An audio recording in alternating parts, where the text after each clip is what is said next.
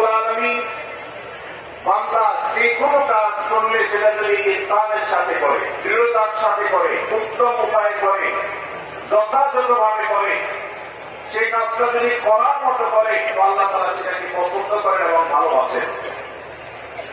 আমরা যদি রমজান মাসে সিয়াম এবং কিয়াম, রোজা এবং তারাবি, অন্যান্য আমল ইবাদত বন্দেগী গতানুগতিক ভাবে করে শেষ করি, আমরা যদি দায় সারাভাবে শেষ করি, তাহলে এটা আল্লাহ তাআলার প্রিয় পাত্রে আমাদেরকে সামনে করবে না।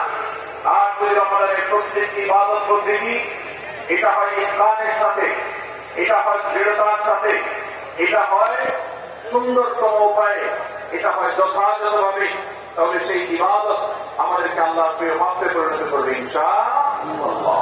প্রিয় ভাই আমার, রমজান মাসের সেই ইবাদত বন্দেগীগুলোকে যথাযথভাবে করবার প্রয়োজনে আগে থেকেই আমাদের যথাযথ প্রস্তুতিও থাকতে হবে।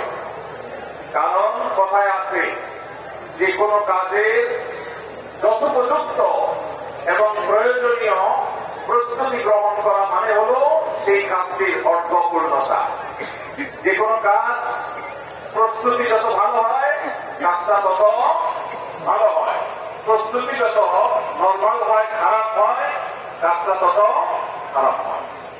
এই জন্য আমরা রমজান মাসকে যদি অর্থবহ এবং আমাদের লাইফ চেঞ্জিং ইবাদতের মৌসুম হিসাবে, সিজন হিসাবে গ্রহণ করতে চাই, তাহলে এখন থেকে তার জন্য আমাদের সুনির্দিষ্ট প্ল্যান, পরিকল্পনা থাকতে হবে, প্রস্তুতি থাকতে হবে।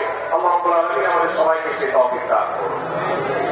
এই যে রমাদান আসছে আর কয়েকদিন পর, কারা কারা এই রমাদানকে সবচেয়ে সুন্দরভাবে ব্যবহার করতে চান তা তোলেন।